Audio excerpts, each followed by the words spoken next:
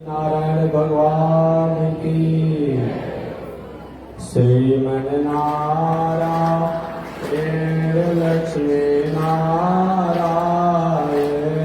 श्रीमन नारायण लक्ष्मी श्रीमन नारायण नारायण नारायण श्रीमन नारायण नारायण श्रीमन नारायण भवतारायण श्रीमन नारायण भवतारायण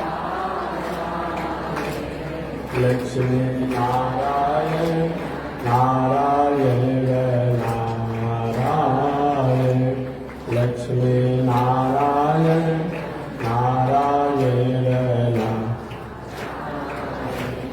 प्रभु तेरी शरण प्रभु तेरी शरण प्रभु तेरी शरण प्रभु तेरी राम जी तेरी शरण श्याम जी तेरी शरण राम जी तेरी शरण श्याम जी तेरी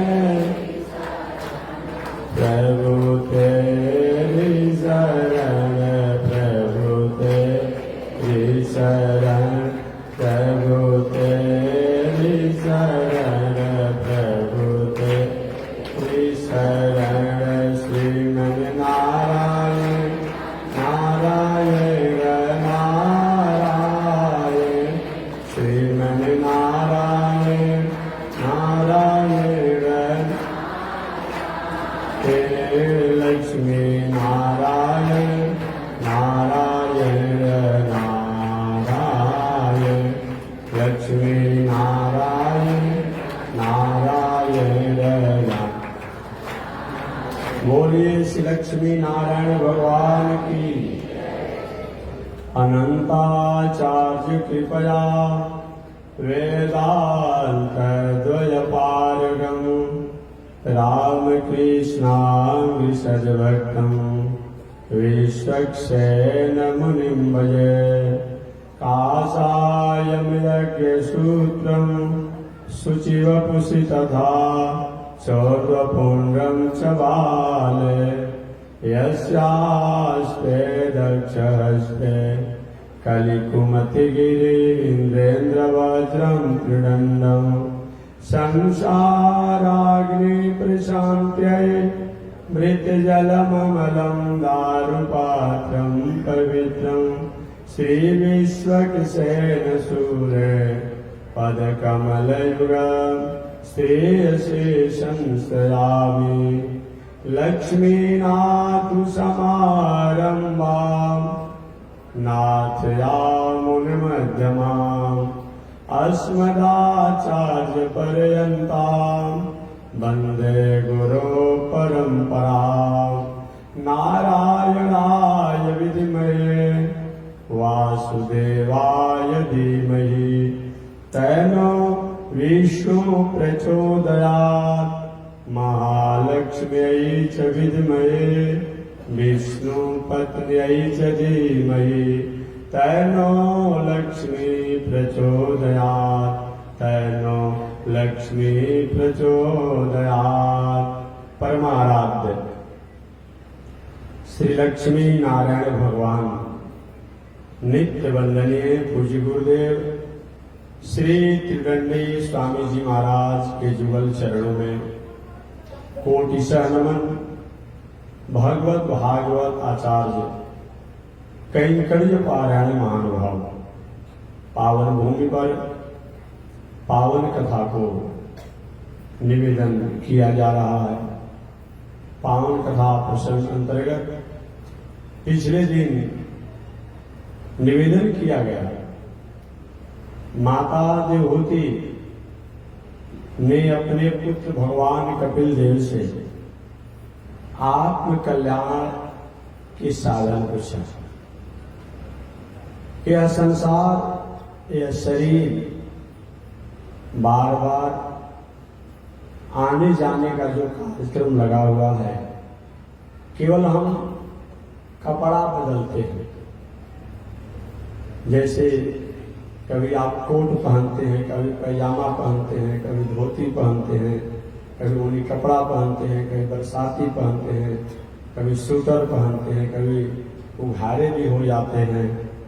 तो व्यक्ति कपड़ा अलग अलग बदलता है, बाकी तो शरीर वही रहता है। तो आत्मा वही रहता है, अलग अलग आत्मा एक कपड़ा बदल लेता है, अर्थात जोनी। कभी पशु के शरीर वाला कपड़ा पहन लिया, कभी राक्षस वाला कपड़ा पहन लिया, कभी ऋषि वाला कपड़ा पहन लिया, कभी कभी तो देवता वाला भी कपड़ा पहन लेता है, कभी पशु वाला कपड़ा पहन लेता है, कभी पंछी वाला कपड़ा पहन लेता है। लेकिन रहने वाला आत्मा जो है, आत्मा तो आत्मा है, एक कपड़ा अलग अलग शरीरों का पहनता है। आखिर कैसे झंझट से मुक्ति मिलेगी? माता देवती ने भगवान कपिल देव से कहा। भगवान कपिल देव ने कहा, माता जी, भक्ति ही सबसे श्रेष्ठ आत्मा के कल्याण का, प्राणियों के कल्याण का, मानव के कल्याण का उपाय है। भक्ति में अपना कुछ नहीं होता है, भक्ति में जो कुछ भी होता है वो भगवान का होता है।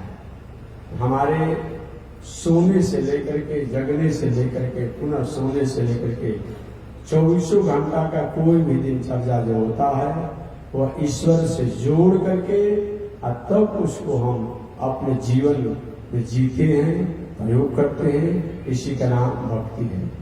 और साधनों में तो जब करना है तो 2 घंटा, 4 घंटा, 6 घंटा करेंगे, मंदिर में 1-2 घंटा स्तुति करेंगे, पाठ करेंगे, अमुक करेंगे, तो उसमें एक समय नियत होता है। बाकी भक्ति में हम 24 घंटा उसी में रहते हैं, 24 घंटा उसी में रहते हैं। अतः श्रेष्ठ स्थिर सुख महासनम, अर्थात जिस आसन में बैठ करके हमारा दिल, दिमाग, मन, बुद्धि, चित्त स्थिर हो जाता है वह कल्याण का श्रेष्ठ साधन है। आगे भगवान कपिल देव ने योग साधन बताया जो 2-3 दिनों से मैं बता रहा हूं।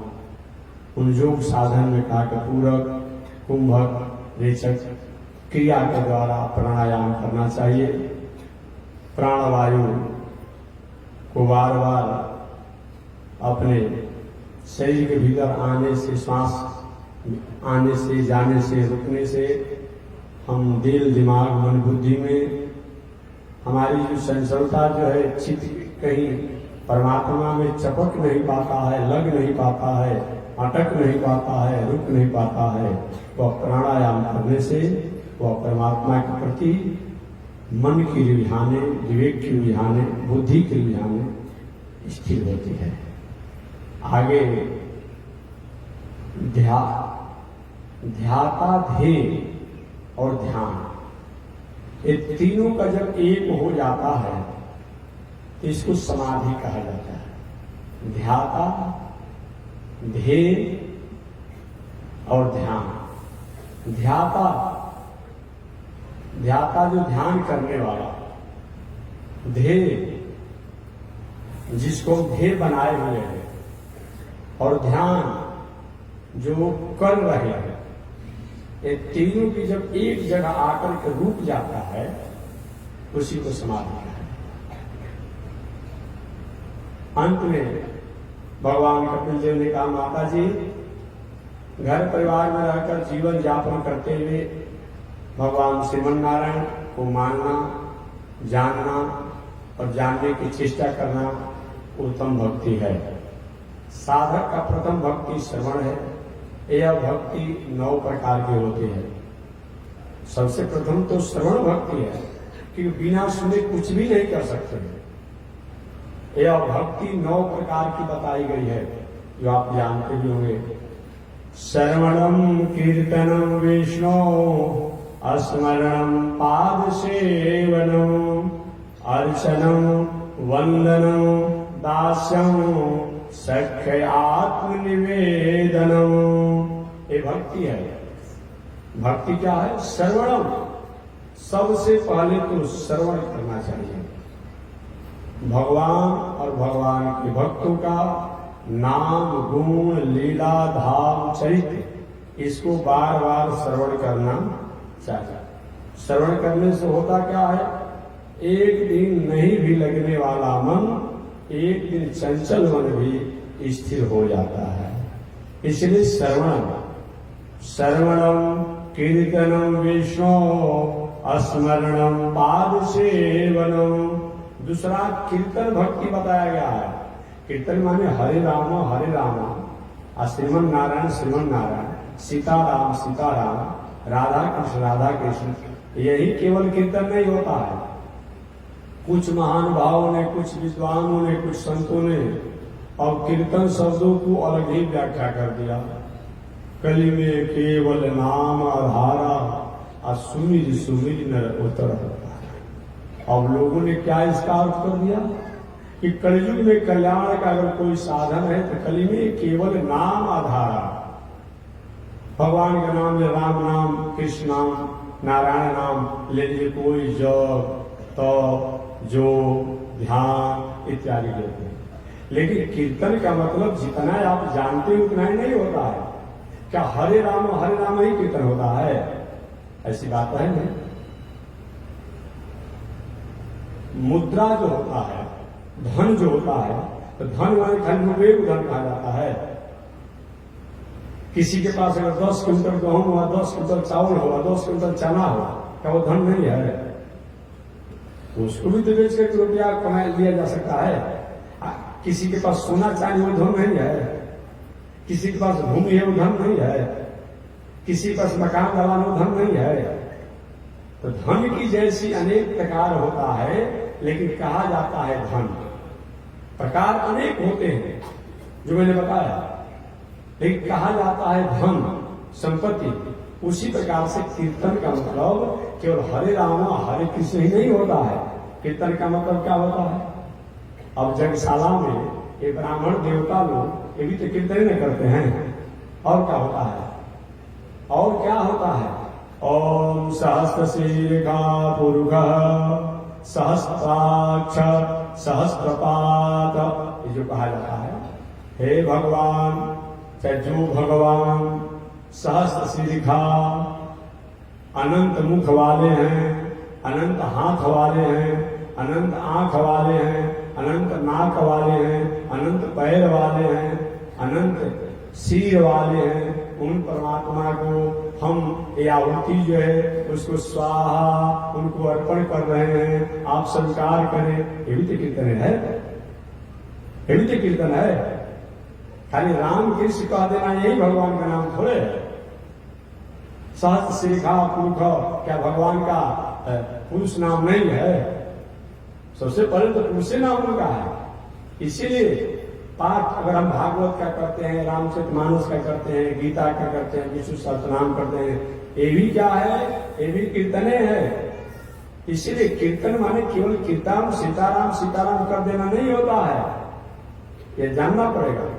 भगवान के अनंत नाम है, अनंत गुण है, अनंत धाम है, अनंत लीला है, उनसे संपन्न होकर के ये काम करना चाहिए। तो भक्ति 9 प्रकार की बताई गई है। उन 9 प्रकार की भक्ति में श्रवणम कीर्तनम विष्णु स्मरणम पाद सेवनम, ये भक्ति है।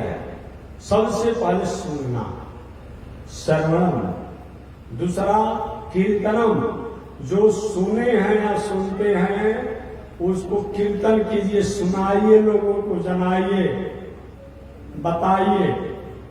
ये क्या है? कीर्तन है। श्रवणम कीर्तनम विष्णु स्मरणम, और भगवान विष्णु का स्मरण करना।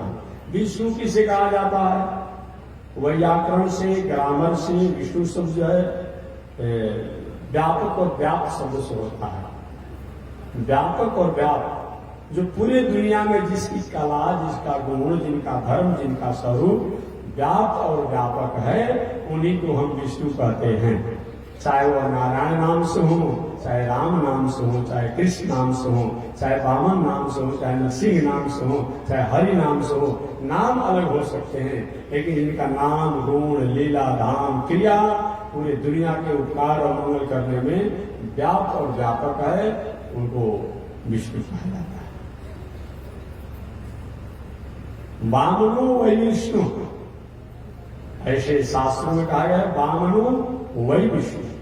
साक्षात वामन विष्णु है और विष्णु वही वामन, और साक्षात वामन ही विष्णु है और विष्णु ही वामन है। तो भगवान विष्णु, भगवान नारायण का स्मरण करना। स्मरण क्या चीज होता है जी? स्मरण किसे कहते हैं? अभी आप यहां पर हैं, आप कथा सुन रहे हैं, और सुनने के बाद अचानक कोई एक संत महात्मा की मूर्ति आ गया जो बहुत अपूर्व हो, पीठाधीश्वर हो, अच्छे पांडित्य हो, विद्वता हो, वैदुष्य हो, रूप हो, वेशभूषा हो, सारी व्यवस्था हो, अचानक मन पर है। आप कथा सुन रहे थे, अभिभूति को देख करके आप प्रसन्न हुए, अब अपने घर आप गए, और बार बार आपको दिमाग में आ रहा है कि स्वामी जी जब कथा सुना रहे थे, जीव स्वामी जब कथा सुना रहे थे, वो कहाँ के महात्मा जी थे, कहाँ उनका आश्रम था, कहाँ के महंत थे, कैसा स्वरूप था। अगर नहीं भी ध्यान पड़ता था, अपना दिमाग को, बुद्धि को, चित्त को वहां लगाते हैं, इतना सुंदर स्वरूप था, ऐसा कपड़ा पहने थे, ऐसे जटा था, ऐसे तिलक था, ऐसे शिखा था। ये क्या है? यही, इसी को हम स्मरण करते हैं। जो चीज हमने देखा है, जो चीज हमने सुना है, जो चीज हमने पढ़ा है, जो चीज हम जानते हैं, जो महापुरुषों द्वारा भी हमें सुनने को प्राप्त हुआ है, उसको, उस पर हमारा दिल, दिमाग, मन, बुद्धि जाकर के अटके, रुके, और यह क्या है? स्मरण है। स्मरण भी होना चाहिए। और व्यवहारिक बात मैं कह दूं, व्यवहारिक बात, किसी मित्र के यहाँ आप गए थे, कोई भंडारा भोज में खूब बढ़िया प्रसाद भंडारा बना था, और उसमें दही बड़ा जो था बहुत अच्छा बना होगा, पुआ मलपुआ अच्छा बना होगा, अब आप भोजन तो कर लिए, करके चले गए अपने घर, लेकिन जब जब कहीं भोजन की थाल सामने आती है तो कितना सुंदर दही बड़ा बना था उसमें, अब भोजन करे अपने घर, लेकिन ध्यान स्मरण कहाँ चला गया? जो दही बड़ा खाया है। तो ऐसे भले हमारा तन वहां न रहे, लेकिन जिनके स्वरूप, गुण, लीला, धाम को हमेशा हमारा दिमाग जाकर वहां बैठ जाता हो, अटक जाता हो, लटक जाता हो, वहीं रुक जाता हो, वो क्या किस्मत है? ये 9 प्रकार की भक्ति में ये भक्ति है। श्रवणम कीर्तनम विष्णु स्मरणम पाद सेवनम, और क्या जी? पाद सेवनम, सेवा का भी बहुत बड़ा महत्व है। महाराज जी का, संत महात्मा के यहाँ जग में जाइए, ठीक है, भंडारा पाइए, प्रसाद का झगड़ा मत कीजिए। 2 महीना से आप लोग समझाने में प्रसाद, माताएं भी उलझन में पड़ जाते हैं कि हम आए हैं, हमारा बेटा आया, तो कहने बेटा को प्रसाद मिलेगा? अरे मिलेगा, सबसे अंत में मिलेगा, प्रवचन समाप्त हो जाएगा, जाते समय दे दीजिएगा। आप बेटा को देना है तो जो आपको मिला है उसमें से पहले दे दीजिए, अब बाद में अंत में चलते समय मिल जाएगा। पुरुष लोग यही चाहिए, कहने का नहीं, निवेदन करें पाद सेवनम, खाली प्रसाद पाने के लिए, भंडारा पाने के लिए आप मत जाइए संत महात्मा मंदिर में, तीर्थ में। ठीक है, प्रसाद तो पहले करेंगे, लेकिन केवल इसके लिए नहीं जाना है। पाद सेवनम, सेवा की भावना में भी जाना चाहिए। याद रखिए, माताओं को जग हो, भंडारा हो, पूजा पाठ हो, ठीक है, जग का परिक्रमा करो, अच्छी बात है। अब जगशाला में भी काम रहेगा, 1 दिन के बाद तो लगातार 1-1.5 महीना लग जाएगा बनाने में। जगशाला का परिक्रमा कीजिए, संत महात्माओं की कथा भी सुनिए, और समय से जाकर के भंडारा में कहीं अगर आवश्यकता हो जाता हो, कहीं सब्जी को अमनिया कर दीजिए। अमनिया समझते हैं आप लोग ना? हमारी सादी भाषा में अमनिया कहा जाता है। आप लोग अपनी भाषा में कहीं सब्जी सुधारने के, भोजपुरी भाषा में काटने कहते हैं, लेकिन हम भाई काटना नहीं कहते, सब्जी अमनिया सब्जी सुधारने की बात होती है। जाकर भंडारा में कहीं सब्जी सुधार दीजिए, कहीं आटा चावल ऐसा हो उसको फटक बना दीजिए। ये सेवा होना चाहिए। कुछ मामले में हमारे और अन्य दर्शन वाले लोग सेवा को प्रधान धर्म मानते हैं, उसी को मोक्ष मानते हैं, उसी को स्वर्ग मानते हैं, उसी को आनंद मानते हैं। जैसे सिख दर्शन जो है वहां कोई भी सीएम साहब होता, पीएम साहब होता और डीएम साहब होता, कोई भी होगा बस में जगह सीएम साहब, पीएम साहब, डीएम साहब, ये कोई भी होगा उस परंपरा का अगर कहीं गुरुद्वारा और उनकी किसी संस्था में जाएंगे तो उनको ये नहीं खाली बस हम किताबें पढ़ने काम करेंगे। अगर जूता पर पालिश मारने को, सफाई करने को होगा, शौचालय साफ करने को होगा, वो भी काम करेंगे। उसको अपना वो कर्म और कर्तव्य मानते हैं। हमारे यहाँ तो हर को अध्ययन थोड़ा सा हम बोर हो गए। महात्मा जी ने कोई काम कहना नहीं पड़ता है, वो लग जाते हैं अपने काम में। इस मामले इसी बातों को तो ईसाई दर्शन ने भी माना। ईसाई दर्शन ने भी सेवा को ही मोक्ष माना, सेवा को ही उन्होंने स्वर्ग माना, और इसी को और भी दर्शन ने थोड़ा थोड़ा माना। हमारे यहाँ का जो ये धर्म जो है, ये सेवा वाला एक सैकड़ों प्रकार के सूत्र जो है उसमें एक सूत्र है। हम तो कहते हैं कि सबसे कठिन धर्म सेवकाई, सबसे श्रेष्ठ अगर धर्म को है वो सेवा। तो मैं निवेदन करना चाहूँ पाद सेवनम, एक भक्ति जो 9 प्रकार की होती है, तो याद करते रहिए, गिनते भी रहिएगा, सुनते भी रहिएगा। सबसे प्रथम का है श्रवणम, बार बार भगवान की कथा नाम गुण लीला धाम को सुनना। कीर्तनम, सुने हुए चीजों को प्रचार करना। और विष्णु स्मरण, जो सुने हैं उसका कीर्तन कर रहे हैं, उसको अपने दिमाग में, दिल में, हृदय में बैठाना, चित्त में बैठाना, ये स्मरण है। पाद सेवनम, समय समय से सेवा करना। इसके बाद देखते होंगे हमारे भीतर भगवान को हम लोग जगाते हैं, स्नान कराते हैं, भोग लगाते हैं, सुलाते हैं। माताएं भी कभी कभी इतनी परंपरा अभी चली, अच्छी बात है कि छोटे छोटे गोपाल जी को लेकर के कौन गोपाल, लड्डू गोपाल खाती है, जो खाती है, कम से कम कुछ माताएं रख करके उनकी पूजा करती है, भोग लगाती है, सुलाती है, अच्छा लगता है। एक क्या है वो पाद सेवनम है। एक भगवान के मूर्ति की अगर पूजा में 9 प्रकार की भक्ति हमें करने का मौका प्राप्त होता है। याद रखिए 9 प्रकार की भक्ति हम इसमें कर लेते हैं। श्रवणम, कीर्तनम, विष्णु स्मरणम, पाद सेवनम, ये भगवान का सेवा है। पाद सेवन, मंदिर में कहीं जाइए, झाड़ू बहारू सफाई इत्यादि भी करिए। जग में जाइए, पूजा पाठ परिक्रमा कथा के अलावा और जग में कुछ सेवा करके झाड़ू बहारू इत्यादि, जो सब्जी सुधार दी जाता या चावल साफ करना वो कर दीजिए, ये सब होना चाहिए। तो ये सब का है, ये भक्ति है। तो श्रवणम, कीर्तनम, विष्णु स्मरणम, पाद सेवनम, अर्चनम, अर्चना करना। रोज देखते हैं ना, ओम केशवाय नमो, नारायणाय नमो, माधवाय नमो, गोविंदाय नमो, अर्चना करते हैं ना। अगर तुलसी पत्ता मिले तो तुलसी पत्ता से करिए, तुलसी पत्ता कहीं नहीं मिल पा रहा हो तो फूलों से लेकर के भी कम से कम अर्चना कर दीजिए। अर्चनम, ये भगवान को बहुत मंत्र नहीं आ रहा हो तो भगवान के एक ही नाम जो है उसी से कम 11 बार, 12 बार, और नहीं तो कम से कम 51 बार, नहीं तो 108 बार ये भगवान को अर्चना कर दीजिए। और मुझे तो कम से कम 5 एक बार कर दीजिए ना, तुलसी फूल इत्यादि लेकर के, ये अर्चनम। वंदनम, रोज सुनते हैं स्तुति में, सुबह शाम, सुबह अधिक सुनाता हूँ भगवान की स्तुति करना। अगर आपको संस्कृत में आता हो तो संस्कृत में, हिंदी में आता हो तो हिंदी में, जैसे या अपने से बना करके गायन करने को मैंने स्तुति करना चाहिए, ये भक्ति है। श्रवणम, कीर्तनम, विष्णु स्मरणम, पाद सेवनम, अर्चनम, वंदनम, दास्यम, और अपने को दास मानना। दास, कुछ लोग कहते हैं कि वैष्णव परंपरा, रामानुज संप्रदाय जो है ये सब लोग को दास बना देता है। हम ही दास नहीं बनाते हैं, ये दुनिया में दास परंपरा अनादिकाल से है। हनुमान जी महाराज से पूछा गया कि आप कौन हैं, तो हनुमान जी महाराज ने कहा दासो हम कौशलेंद्रस्य रामस्य क्लिष्ट कर्मण, ये हमारा वाक्य है। त्रेता युग में हनुमान जी दास बन करके सब कुछ प्राप्त कर लिए। वेद भगवान से पूछा गया और किसी कहीं कुछ नहीं लिखा है। आप अस्मार्तमसी, आप शाक्तमसी, आप गणपत्यमसी, आप शौर्यमसी, ऐसा वेद में कहीं नहीं है। कोई अगर है तो व्यक्ति द्वारा अपने से श्लोक बना लिया गया है।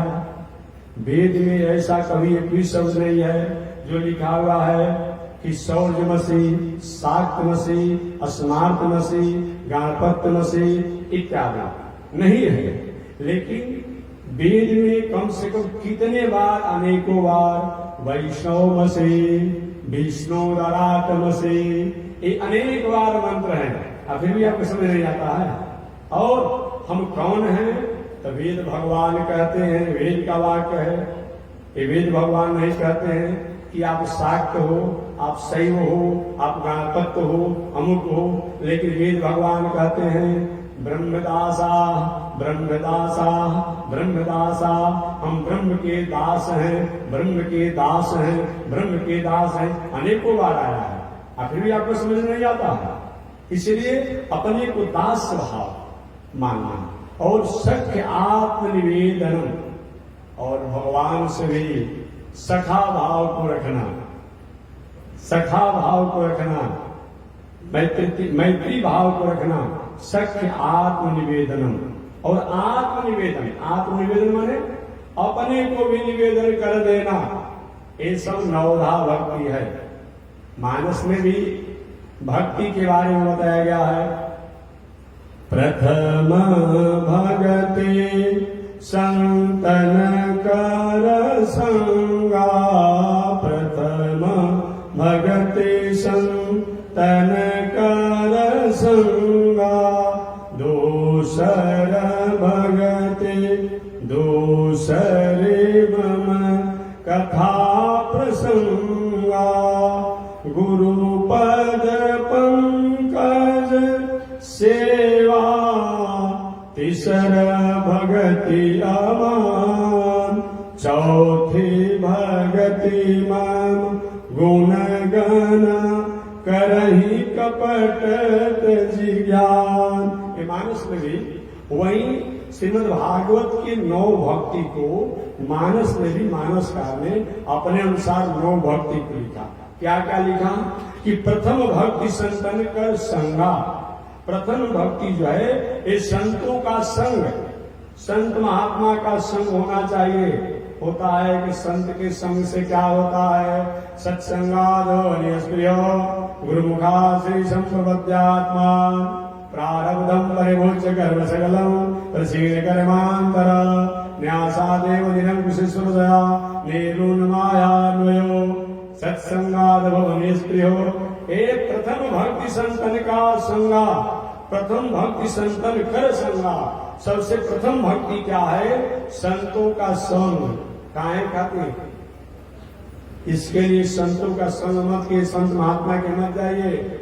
महाराज की दुकान नहीं चल रहा, फैक्ट्री कब चालू होगा, नाती कब होगा, विवाह लड़का के कब होगा, नहीं, ये सब मत जाइए। आप नहीं भी कहेंगे तो ये सब काम हो जाएगा। बात समझिए ना? आप ये सब व्यवहारिक बात नहीं भी कहेंगे तो हो जाएगा। इसके लिए मत जाइए। प्रथम भक्ति संतन कर संगा, इसके लिए महात्मा जी के यहां जाइए कि भगवान की प्रसन्नता कैसे होगी, भगवान को प्रसन्न कैसे किया जा सकता है, इसके लिए जाइए। अगर भगवान प्रसन्न हो गए, हमको प्रसन्न कर लिया जाएगा तो फिर कुछ मांगने की आवश्यकता नहीं है, तो सब हो जाएगा। तब प्रथम भगति संतन कर संगा। मानस में 9 प्रकार की भक्ति जो बताई गई है, उससे प्रथम भक्ति संतन कर संगा, और दूसरी मम कथा प्रसंगा। और दूसरा भक्ति क्या है? कथा को श्रवण करना। अजी कथा क्या है? कथा किसे कहते हैं? एक था राजा, एक थी रानी, एक कथा है? नहीं, पहले पढ़े होंगे आप लोग। जो पुराने लोग होंगे, ये पढ़ने को आता था। एक था राजा, एक थी रानी, और आगे तो आपको याद हो, इसलिए मैं नहीं बोल रहा हूं। एक थोड़ी कथा होता है। कथा का मतलब क्या होता है? कथा में 2 अक्षर है, क अथा। क का मतलब कम सुखम, कम आनंदम, कम सदाचारम, कम परोपकारम, कम सद आहारम, कम सद व्यवहारम, अस्थाप्यति, लाति, गृहणाति, ददाति इति कथा। इन शब्दों को सुनने के बाद हमारे दिल में, दिमाग में, मन में, बुद्धि में, चित्त में, आहार में, व्यवहार में, स्वभाव में, संगत में हर प्रकार से परमात्मा की स्थापना हो जाए, सत्वृत्ति की स्थापना हो जाए, परमार्थ करने की भावना हो जाए, सत्कर्म करने की भावना हो जाए, सत्य की भावना हो जाए, दया की भावना हो जाए, प्रेम की भावना हो जाए, उसका नाम क्या है? कथा है। तो प्रथम भक्ति संतन करे संगा, और दूसरा भक्ति मम कथा। दूसरा भक्ति है कथा को सुन लो, और उसके बाद गुरुपद पंकज सेवा, तीसरी भक्ति अमान। ये क्या है? गुरु के चरणों में सेवा की भावना होनी चाहिए, लेकिन गुरु भी गुरु जैसा होना चाहिए। और ऐसा गुरु नहीं कि रोज हर एक सप्ताह में 3 दिन जजमाने के यहाँ रहते हो, नहीं, ऐसा नहीं, ऐसा नहीं। समय समय से आए, समय समय से जाए, बात ठीक है। गुरुपद पंकज सेवा, गुरु के चरणों में सेवा, तीसरी भक्ति अमान। और बताया गया है किसी प्रकार के सांसारिक जीवन में बहुत कुछ ऊपर नीचे होने के बाद भी तो बहुत टेंशन में नहीं होना। चौथी भगवती में गुण गंगा, और चौथा जो है भगवान के गुण को गायन करना। पंचम और मंत्र जप दृढ़ विश्वासा कहें, और इसके साथ कहते हैं कि करहि कपट तई गान, भगवान के गुणों का गान करें और कपट को त्याग करके जीवन जिए। ये नहीं कि गान तो भगवान के कर रहे हैं और उसमें कपट भरा हुआ है कि जजमान के यहाँ गए हैं, हम कथा कहते हैं, हम पूजा करते हैं, इतना पैसा दे देगा तो अमुक हो जाएगा। नहीं, ये सब कपट लेकर के नहीं, ऐसा नहीं होना चाहिए। कामना लेकर के हमें तो परम पुरुष और सत्य पुरुष और परम तत्व और सत्य तत्व की तरफ हमें अग्रसर नहीं होना चाहिए।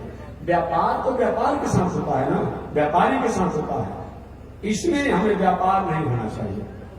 तो चौथा भक्ति जो है भगवान के गुणों का गान करना और कपट को त्याग करके वह गुणगान करना। मंत्र जाप मम दृढ़ विश्वासा, और बताया गया है मंत्र के प्रति जो है हमारा विश्वास होना चाहिए और उसको जप करना चाहिए।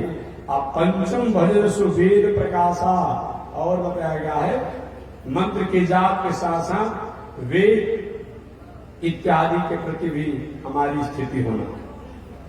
छठ दान शील विरति बहु कर्मा, निरति निरंतर सज्जन धर्मा, और छठवां भक्ति जो है शील स्वभाव का होना, शिष्ट स्वभाव का होना और हमेशा सज्जन पुरुषों का सहवास होना। इसके साथ सतवा मन में मैं जग देखा, मुंह संत अधिक लेखा, और सतवा भक्ति बताया गया है पूरे दुनिया में किसी के प्रति दोष की भावना नहीं रखते हुए अपने जीवन को जीना, और ये मानना चाहिए कि संत जो हैं मेरे से अधिक जो हैं वो कृपा को करने वाले संतों के प्रति आदर की भावना होना चाहिए। ये नहीं कि साधु महात्मा के देखने पर व्यंग बोलना शुरू करते हैं, ये साधु महात्मा भी होना चाहिए, ये भी कहें। और अठवां यथा लाभ संतोषा, और अठवां भक्ति है जो भी आपके पास लाभ हो, जो कुछ हो उसमें संतोष रखिए। सपने हूं नहीं देखा हूं पर दोषा, और सपना में भी दूसरे के प्रति कोई दोष की भावना नहीं होना। नवम सर्व सब सन हीना, और नौवा भक्ति है कि छल कपट से हीन होकर के जीवन जीना, मम भरोसे ही हर्ष न देना। भगवान में भरोसा करके कि जब पतरा में लिख दिया गया है, अमुक जगह लिख दिया गया है कि सूर्य उदय होगा, सूर्य अस्त होगा, ग्रहण लगेगा, ग्रहण अमुक होगा, तो क्या भगवान कहते हैं मैं धरता, अहम समूह धरता, मैं प्राणियों को उद्धार करने वाला हूं, तो क्या भगवान मेरा उद्धार नहीं करेंगे? ये विश्वास के मन भरोसे ही हर्ष नदी, मेरे में भरोसा करके और अपने को आनंद में जीवन जीना चाहिए। इस प्रकार से 9 प्रकार की भक्ति को मानस में ही बताया गया। आगे भगवान कपिल देव लिखा, माता जी इस संसार में आए हैं, मनुष्य हैं, गृहस्थ आश्रम में हैं, तो 3 गो ऋण को भी पूरा करना चाहिए। एक ऋण कौन है? एक ऋण का नाम है ऋषि ऋण, ऋषि ऋण। दूसरे का नाम है देव ऋण, और तीसरे का नाम है ऋषि ऋण, देव ऋण और मातृ पितृ ऋण। इन 3 गो ऋण के बारे में बताया गया है। सबसे पहले मातृ पितृ ऋण क्या है? माता पिता का हमारे ऊपर कर्ज है। ये बात आप मानते हैं कि नहीं मानते हैं? साधारण किसी बीज के, खाद के दुकान पर जाते हैं तो आप कहते भैया 5 किलो हमको धान का बिया दीजिए, 5 किलो गेहूं का बिया दीजिए, 1 किलो चना का बिया दीजिए, खाद दीजिए और इस बिया को बोने वाला दवाई भी दीजिए। तो क्या करता है वो? देता तो है लेकिन आपसे पैसा लेता है, पैसा लेता है। हमारा आपका जन्म हुआ है, ये भी किसी न किसी का बीज है, बिया है। किसका बीज है, किसका बिया है? माता और पिता का, माता और पिता का बिया है। तो इनका कहीं रुपया पैसा होता है कि नहीं? इनका ऋण होता है कि नहीं? अगर माता पिता के तेज नहीं होते तो हमारी आपकी पैदाइशी होता, हमारा आपका जन्म होता, तो माता पिता का ऋण हमारे ऊपर है। उसके बाद भी अगर बिया अच्छा हो, खाद भी अच्छा हो, दवा भी अच्छा हो, कहीं बोने का जगह नहीं है, खेती नहीं है, कहाँ बिया बोया जाएगा? ये माता पिता का तेज है, और उस तेज को माता जी अपने पेट रूपी खेत में स्थापित किया। जैसे धान गेहूं को 4 महीना 5 महीना में आप लोग सब फसल को अपने घर तक ला देते हैं, तो ये माता पिता का तेज दोनों मिलकर के, और माता के घर में रहता है। एक कभी कभी लड़का 6 महीना पर जन्म ले लेता है, 6 मास होता है, 7 मास होता है, 8 मास होता है, 9 मास होता है, और कोई 9.5 महीना में भी होता है, लेकिन लगभग यही चलता है व्यवस्था। तो कम से कम ये इतने दिनों तक ये माता अपने क्या है, अपने खेत में इसको रखा, इसका भी तो होना चाहिए। अब थोड़े होता है कि खाद के अपने पैसा दे दिया, बीज का पैसा दे दिया, बिया का पैसा दे दिया, कि खेत वाले को यारी हम नहीं देंगे, खेती करने देगा। अपना भी अगर खेत हो, मान लीजिए अपना भी खेत हो, उसको भी कोड़ाई, जुताई, सोहाई सब करना पड़ता है ना। तो इसीलिए तो हम जो हमारे जन्म का पैदाइशी का कारण माता पिता का तेज, उनका एक ऋण है। और माता ने अपने गर्भ में समयानुसार हमको रखा, वो भी है। और रखने के बाद भी इस संसार में जब जन्म लेते हैं तो माता जी अगर गरीब है, कहीं बहुत व्यवस्था उनके पास नहीं है, एक ही साड़ी है, बरसात है, जाड़ा का समय है, लड़का छोटा है, बार बार नौशंका पे खाना कर देता है, तो क्या माता करती है? जो कपड़ा पर नौशंका पे खाना बेटा कर दिया, छोटा है ना, तो क्या उसको खींच करके गार करके और ठंडा कपड़ा को अपने शरीर में लपेट लेती है, और गर्म वाला कपड़ा जब अपने बेटा को लपेट करके और आत्मा में ठंडा में सोती है।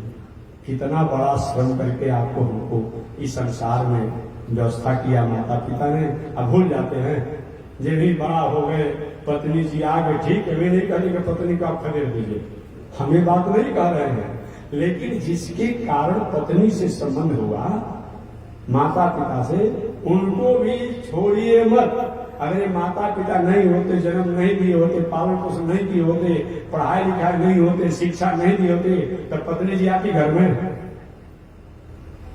जो आज पत्नी के भरोसे पर आप हो गए हैं, जैसे कहती है एक कथा नहीं है, घर घर की झगड़ा है। कितने घर में तो होगा तब अपने अनुभव करते होंगे, हमारा विषय नहीं है।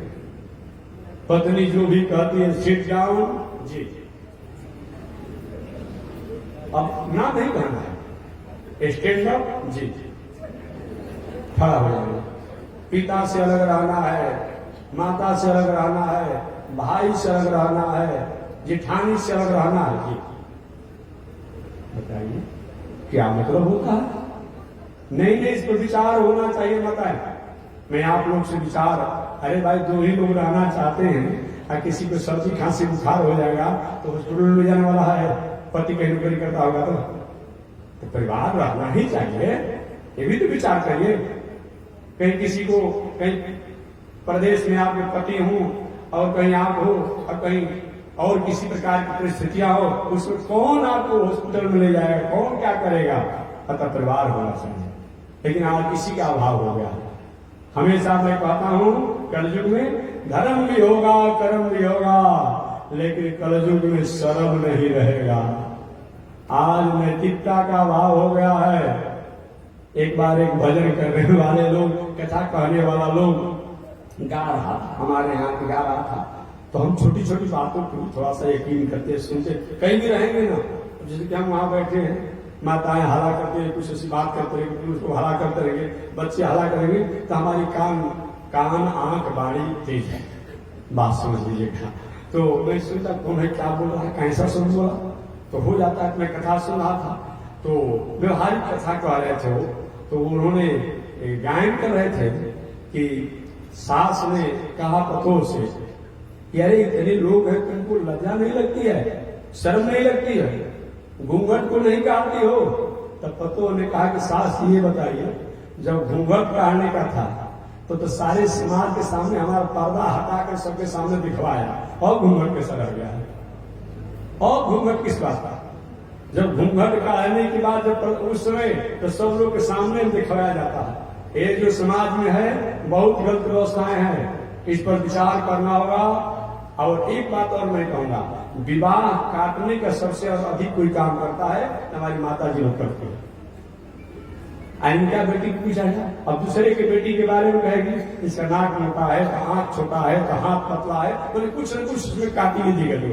पूछा जाएगा तुम्हारा कैसा मुंह होना क्या?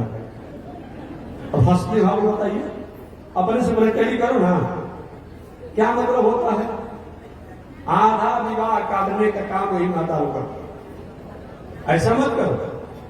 तुम भी किसी की बेटी हो, याद रखो, तुम भी किसी की बेटी हो, किसी की बहन हो, तो अगर हम उसका गुण पर तुम दे, ठीक है, हमें नहीं कह रहे किसी तरह से कर देना है, लेकिन थोड़ा सा 19-20 कोई सावर हो, गोर हो, अमुक हो, थोड़ा जरूर आप लोग को उसमें मेंटेनेंस करना पड़ेगा, सेटलमेंट करना पड़ेगा।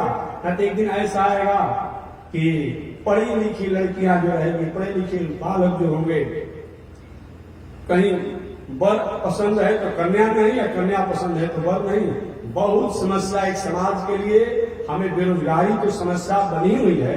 बेरोजगारी में तो हम नमक रोटी खा करके और भात नमक खा करके भी रह सकते हैं, लेकिन एक ऐसा ही बेरोजगारी हो जाएगा समाज में कि हमारे पास बेटियां हैं, सब कुछ है, लेकिन किसकी जहां विवाह करें, कैसे विवाह करें? रात में नींद नहीं लगती है, दिन में नींद नहीं लगता है, सोते रहते हैं कहाँ विवाह करें। Tension, depression, tension. अभी लोग आए थे 2-4 लोग कि महाराज 5 वर्ष से देख रहे हैं, कई 1 लाख रुपया लग गया, लेकिन कहीं सेटलमेंट नहीं हो रहा है। एक दो व्यक्ति की बात नहीं है। अगर ऐसा समाज में आता है तो एक बहुत बड़ा समाज के लिए या एक बेरोजगारी से विवाह एक समस्या बन जाएगा। जैसे कि बेरोजगारी समाज के लिए एक समस्या बनी हुई है, उसी प्रकार से यह भी एक समाज के लिए समस्या बन जाएगी। अतः माताओं को इस पर ध्यान देना होगा, ध्यान देना होगा। विवाह शादी, इसका संस्कार, शिक्षा, पढ़ाई लिखाई, कुल खानदान दे करके हथौड़ा कर लिया गया। आज मालूम ही नहीं पड़ता है क्या हो रहा है। अब गाड़ी पर चढ़ कर जा रहा है, 10-10 को गाड़ी से लोग जा रहा है, काहे के लिए? तो बेटी को देखने के लिए। आगे चला कर देखता है, पीछे चला कर देखता है, अगल में देखता है, बगल में दिखाता है, ऊपर दिखाता है, नीचे दिखाता है। क्या करे भाई? ये देखने का तरीका है? ये देखने का तरीका है? नहीं नहीं नहीं, ऐसा पहले ही उस कन्याओं को आप शर्मिंदा मत कर दीजिए जिसका विवाह होना है, हमेशा बेचारी वो बोल रहेगी। इसीलिए इस पर माताओं को जरूर विचार करना होगा। पुरुष वर्ग तो सेटलमेंट कर लेता है, लेकिन ये माताओं को जो जिम्मा दे दिया गया जब से, तब से इनका देखिए अब जमौरा चलता है इनको देखने के लिए। नहीं नहीं, इस पर विचार करो। तो मैं निवेदन करना चाहता हूँ, लेकिन प्रसंग तो हमको चलना है, कथा कहना है ना।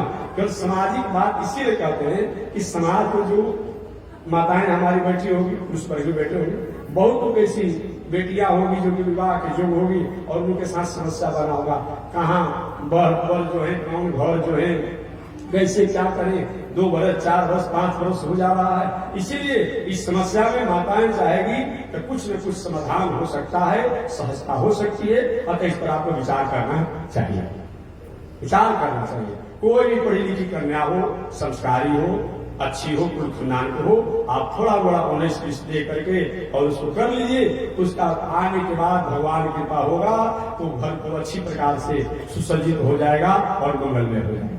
यही मैं कहना चाहता हूँ। तो मैं निवेदन किया कि 3 प्रकार का ऋण होता है। माता पिता का ऋण, इस माता पिता के कैसे हम लोग ने अपने को 80 शब्दों में आया, माता के गर्भ में रहे, इस संसार में जन्म लिए तो माता ने हमें आंचल में पालन पोषण किया, अपने भले गरीबी में रहती है और बाद में हमें बड़े होने पर पढ़ लिख करके होते हैं। ये माता पिता का हमारे ऊपर ऋण है। इन माता पिता के ऋण से वो ऋण होने के लिए हमें 3 वो काम करना चाहिए। जीवतो वाक करना, ये माता पिता के ऋण से ऋण होने के लिए जीवतो वाक करना, जीते हुए माता पिता के आज्ञा को, मर्यादा को, उनकी प्रेम भावना को, उनकी कामना को, अरमान को हमें पूरा करना है। ये मातृ पितृ ऋण है। ये नहीं कि बेटा बेटी को पढ़ा लिखा करके डॉक्टर बनाता है, इंजीनियर बनाता है और वैज्ञानिक बनाता है, सब कुछ किया, बड़ा आदमी बनाया कि विवाह करेंगे बेटी का, विवाह करेंगे बेटा का, तो पियर कपड़ा पहन करके, मुरेठा बांध करके और पूजा कराएंगे, कन्यादान कराएंगे, बेटा का विवाह करेंगे तो समझी साहब कहलाएंगे।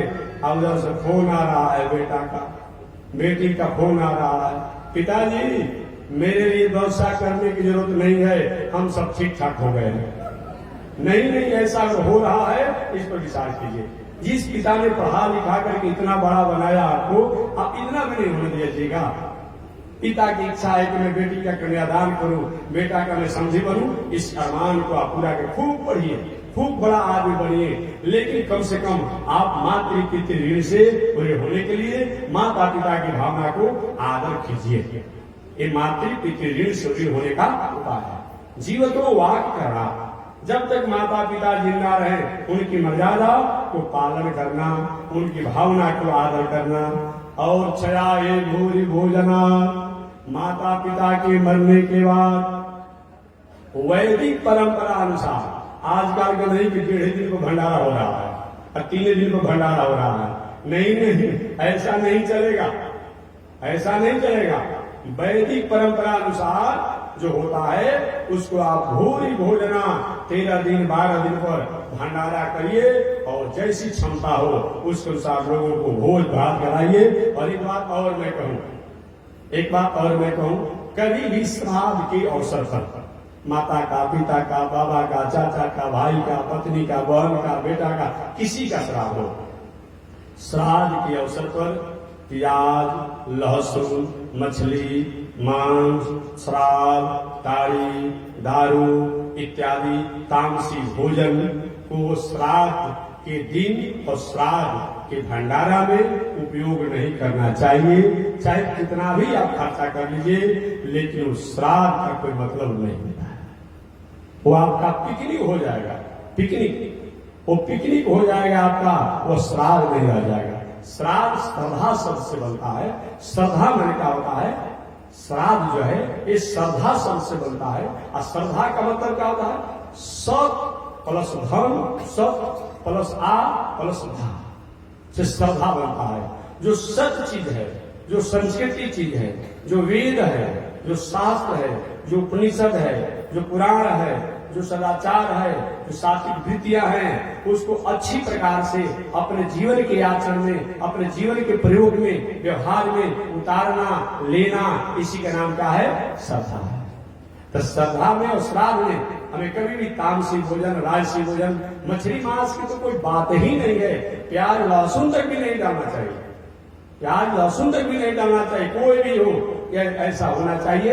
ऐसा नहीं होता है तो श्राद्ध नहीं है, वह पिकनिक है, वह एंजॉय जीवन का हो सकता है कि एक अपना मनोरंजन कर दिया, बाकी कुछ नहीं है। तो इस प्रकार से छया एक भूरी भोजना, माता पिता के मरने के बाद भोज भंडारा वैदिक परंपरा सात्विक वृत्ति से 13-12 दिनों पर हो, 12-13 दिनों पर होना चाहिए। और गयायाम पिंडदान, और समय मिले तो गया में जाकर के पिंडदान भी कर दीजिए। जिनका बेटा नहीं हो तो बेटी ही जाकर वहाँ के पंडा विद्वानों से मिलकर सुनो, अपने आप कुछ न कुछ माता पिता के प्रति कर देते। ये मातृ पितृ ऋण से ऋण होने का उपाय बताया गया है। और इसमें एक बार अगर बड़ा हो जाइए आप, तब विवाह शादी करके और सुंदर संतान को जन्म दे दीजिए, इससे माता पिता ऋण से ऋण हो जाते हैं। चलिए संक्षिप्त में कहता हूं, ऋषि ऋण। ऋषि ऋण क्या है? ऋषियों ने हमारे ऊपर का ऋण है। आज हम संस्कार है, माता है, बहन है, बेटी है, पिता है, चाचा है, इनके साथ कैसा मर्यादा होना चाहिए, ये ऋषियों द्वारा हमने प्राप्त किया है। भले कि आप नहीं जानते हैं पशु को कहाँ संस्कार है। जिस माता द्वारा पशु जन्म लेता है, उसी माता से भोग करके वह क्रिया करता है, कहाँ वो समझता है। तो जो संस्कार हमने प्राप्त किया है, माता पिता पत्नी बहन सबके साथ कैसा व्यवहार होना, ये संस्कार जो ऋषियों से लिए हैं, वो ऋषियों का हमारे ऊपर कुछ न कुछ ऋण है। तो ऋषि ऋण। और तीसरा क्या है? देव ऋण। देवताओं का भी हमारे ऊपर ऋण है। सूर्य द्वारा हमें ताप प्राप्त करते हैं, चंद्रमा द्वारा चांदनी प्राप्त करते हैं, आकाश पृथ्वी द्वारा हम और वायु द्वारा हम अनेक प्रकार की सुविधाएं प्राप्त करते हैं, इनका भी हमारे ऊपर ऋण है। ये 3 ऋणों को भी पूरा करना चाहिए। ये 3 ऋण के लिए क्या करना पड़ता है? इन 3 ऋण के लिए तो माता पिता के ऋण से ऋण होने के लिए तो मैंने बता ही दिया कि समय समय की करना। आप ऋषियों के ऋण से ऋण होने के लिए रोज स्वाध्याय होना चाहिए।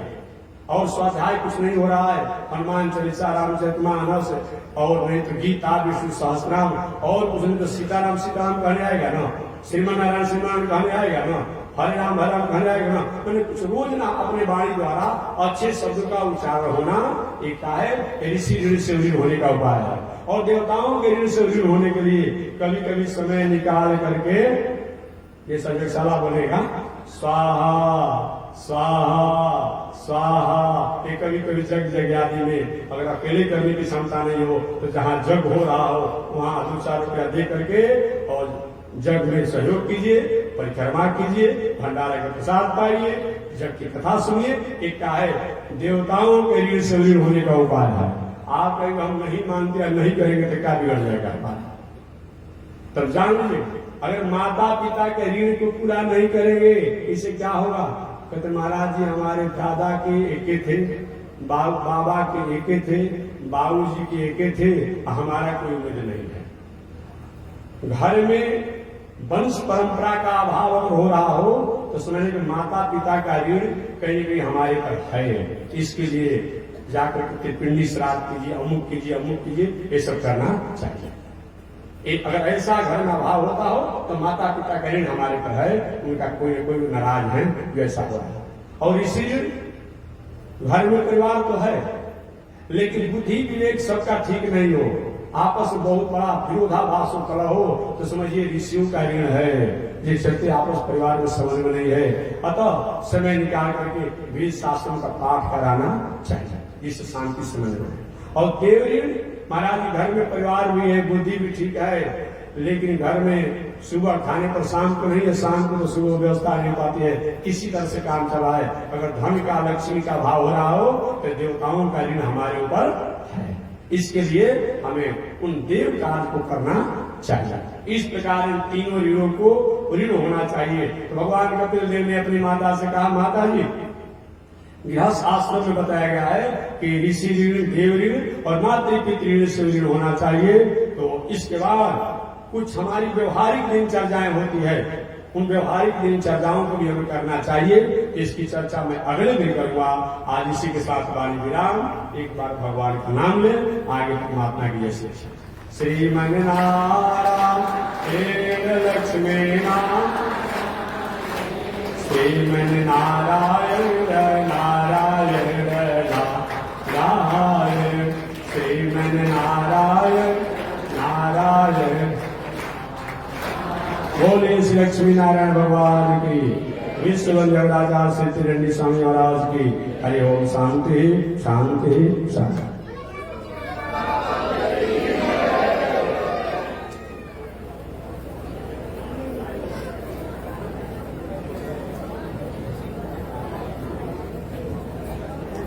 ओम चंद्रमा मनसो जात चक्षु सूर्यो जायत श्रोत्रादाय प्राण संघात श्रीसुते लक्ष्मी सुवर्ण्या बहुरात्रे पार्श्वे नक्षत्राणि रूपमस्मिनो व्यातम् ईशे निकाला मयि काल सर्वलोकं मयि काल आसायम यज्ञ सूत्रम् शुचिवपुषि तथा चोदपुण्यं च बाले यस्यास्ते दक्षस्ते कलिकुमति गिरीन्द्रवज्रं त्रिदण्डं संसाराग्नि प्रशान्ते मृतजलममलं दारुपात्रं पवित्रं श्रीविश्वक्सेन सूरे पदकमलयुगं श्रेयसे संश्रयामि अमर्यादशूद्रश्चलमतिरसुर्याप्रसवो कृतघ्नो दुरमामि स्मर परवशो वञ्चनपर निसंसावावेश कथमामितो दुःखजलधे प्रपारादोत्रिरस्तव परिचरेयं चरणयो। लक्ष्मी नारायण भगवान की, विश्व वंदनाचार्य श्री त्रिदंडी स्वामी महाराज की। हरि ओम। शांति शांति शांति।